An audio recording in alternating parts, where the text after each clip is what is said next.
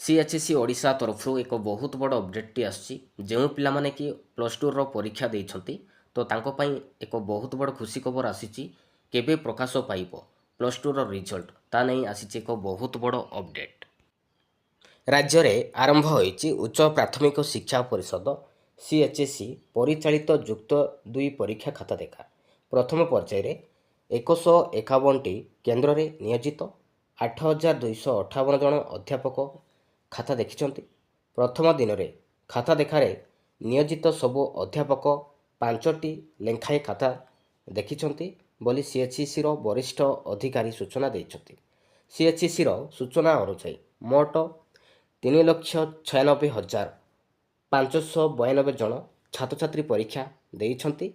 2टी पर्यायर खाता देखा आरंभ होब मोट 25 लक्ष खाता देखा होब एथिपाई मोट 16,494 जन अध्यापक नियोजित हेबे। उभय ऑनलाइन ऑफलाइन रे खाता देखा होब 13 तारीख जाए प्रथम पर्यायर खाता देखा होब। ऑनलाइन खाता देखा 75टी मूल्यांकन केन्द्र रे होब एथिपाई 3,574 जन अध्यापक नियोजित हेबे।